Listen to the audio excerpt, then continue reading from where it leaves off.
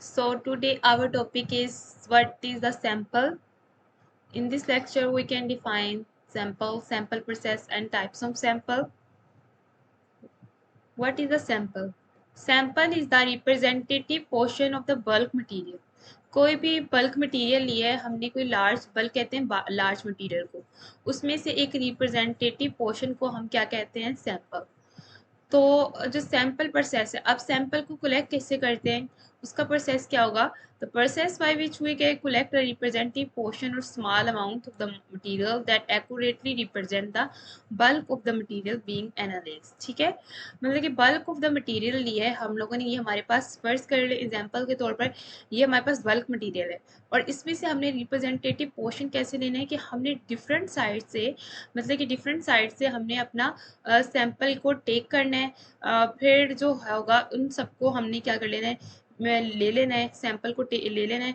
तो हमारे पास जो सैंपल बनेगा वो एक रिप्रेजेंटेटिव पोर्शन होगा, रिप्रेजेंटेटिव सैंपल होगा, क्योंकि हमने डिफरेंट साइड से सैंपल लेना है।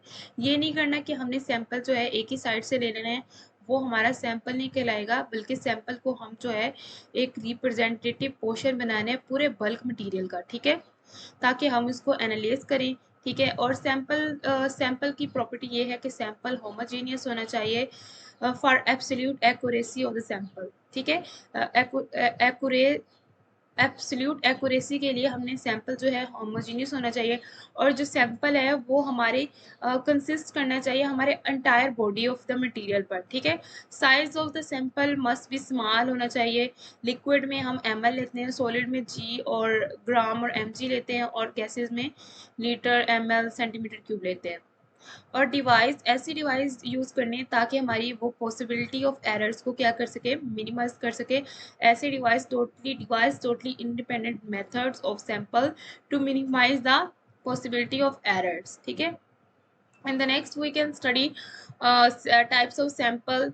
टाइप्स ऑफ सैंपल में हमने फिजिकल स्टेट देखनी है कि इन सैंपल्स की क्या होती हैं। तो हमारे पास तीन तरह के सैंपल होते हैं, solid, liquid and gas. First we can define solid sample, process associated with a solid gross sample.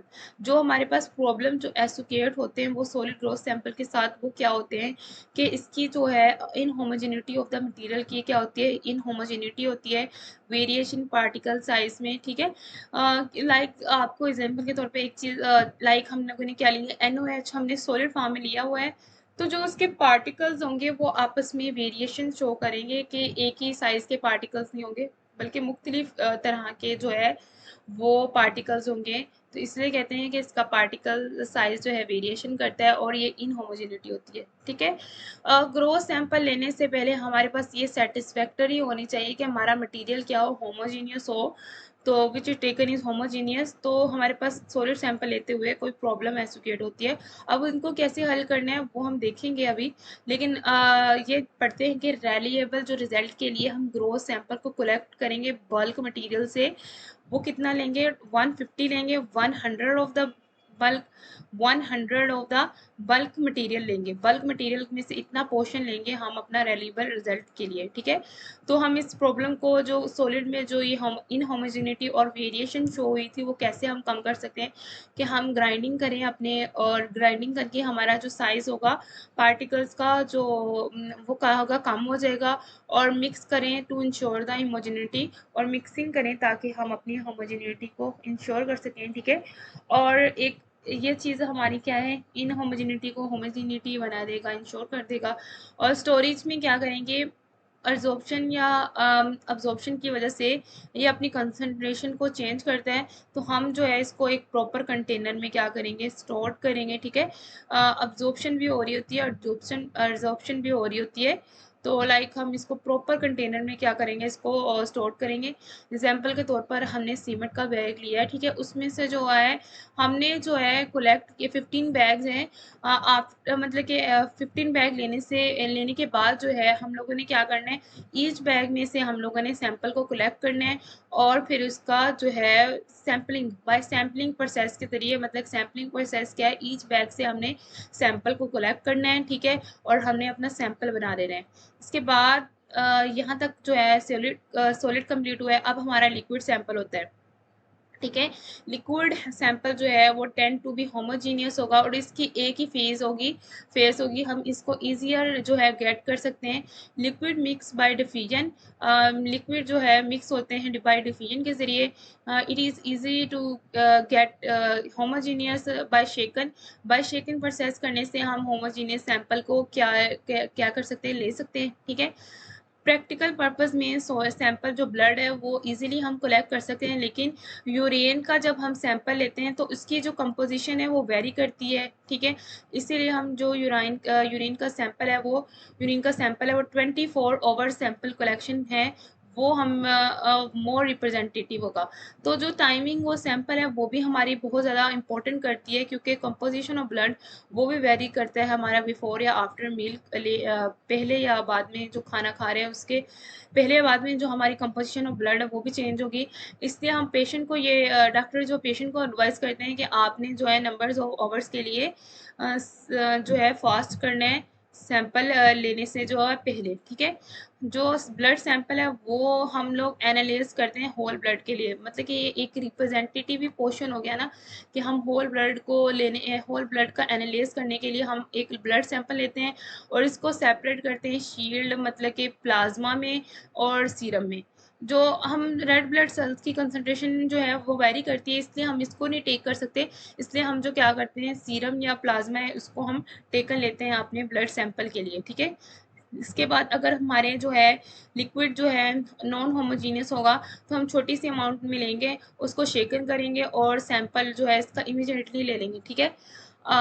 इसके बाद प्रॉब्लम जो हमारे पास आती है वो स्टोरेज और वेपोरेशन है। स्टोरेज में जो वेपोरेशन है उसकी कंसनट्रेशन जो है वो चेंज होगी, वेपोरेट होंगे। ठीक है। जिसकी वजह से हमारी कंसनट्रेशन चेंज होगी। इट में भी इसको क्लोज कंटेनर में हम सील कर लेंगे। ठीक है। इसके बाद जो है फर्दर है हमारे पास गैस सैंपल आता है। ठीक है।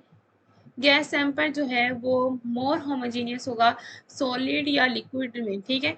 हम जो अपने जो गैस सैंपल जो हम टेक करेंगे उसको हम डबल या वेसल कंटेनर में या सील्ड या जिसमें इसकी कंसनट्रेशन सेम ही रहे उसमें करेंगे। हम जो है इसको जो है पॉलीविनाइल फ्लोराइड बैग में भी ले सकते हैं या स्टेनलेस स्टील कंटेनर्स में भी इसको गैस सैंपल को ले सकते हैं।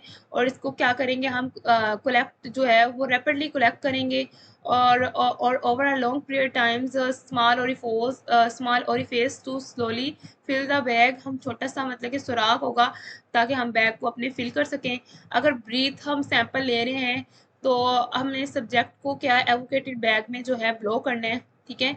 एवोकेटेड बैग में जो है प्लास्टिक के बैग में जो हमने इसको ब्लो करना है, या हम मेलर बलून में भी इसको ब्लो कर सकते हैं अगर ब्रीथ सैंपल हम ले रहे हैं।